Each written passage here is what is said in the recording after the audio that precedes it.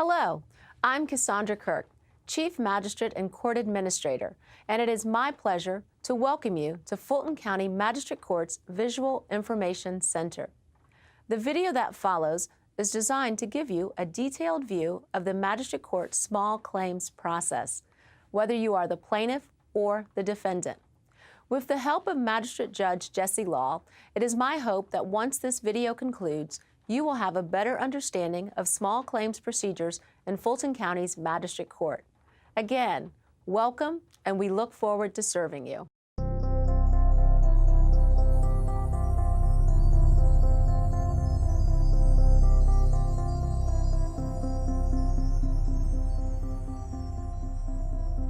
Welcome to the Fulton County Magistrate Court. This is some general information to file a civil small claims case and is not a substitute for legal advice. A party can sue in small claims for monetary damages up to $15,000, excluding costs. A party may waive the costs by filing the appropriate affidavit of indigence or poverty, which must be approved by a judge.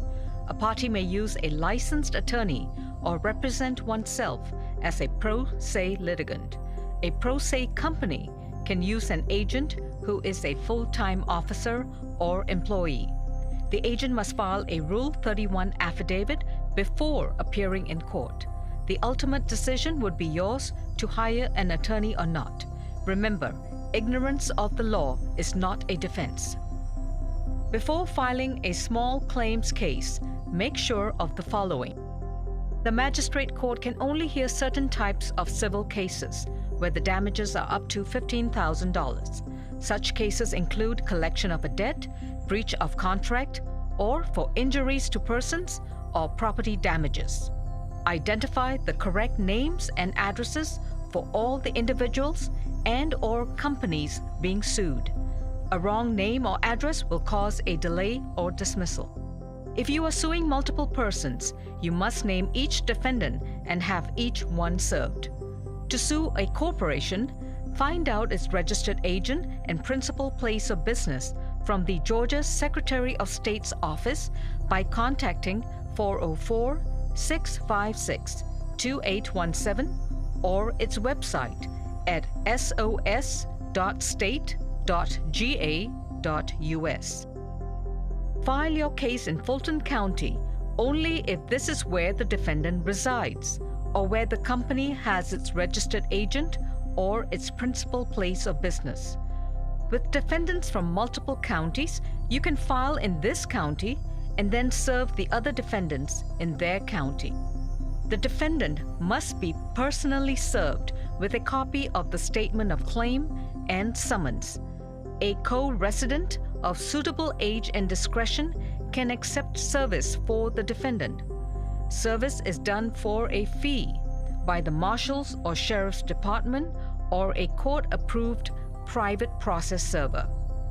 When the defendant is served, an answer must be filed within 30 days. Otherwise, the case is in default, and the plaintiff may be entitled to a judgment without a trial. The answer must be filed in writing with the court or be presented orally, in person, to the clerk of court. In the answer, the defendant may deny the claims and file a counterclaim claiming that the plaintiff owes money for the same matter. The counterclaim cannot exceed $15,000. When the parties receive their notice for their trial date, please be on time. The case will be dismissed if the plaintiff fails to appear on time, or a default judgment against the defendant who fails to appear on time. If you need a continuance from a trial date because of a medical excuse or travel plans, you must file a timely request with supporting documents and notify the other side. You must appear in court if your request is denied or not ruled upon. At the trial, before the trial begins, the parties should talk to see if they can settle the case or to identify the issues and/or to exchange documents to be shown to the judge. The case is presented directly to the judge. There are no jury trials in magistrate court. The plaintiff and the defendant who filed a counterclaim have the burden to prove their case by the preponderance of the evidence. The judge will rule in favor of the party with the greater weight of the evidence. The evidence should incline a reasonable mind to one side of the issue rather than to the other. At the trial, both sides make an opening statement and the plaintiff goes first. Present a short and simple overview or summary of the case. The plaintiff will then present the evidence through sworn testimony, including any witnesses and supporting documents, subject to any objections by the other side. All parties and witnesses testify under oath, and the defendant is given the opportunity to cross-examine each witness. Then defendant goes next to present its defenses and any counterclaims, also subject to objections and cross-examination by the plaintiff. After the evidence is presented, the court will address closing statements from each party. They will argue their case and persuade the court to rule in their favor.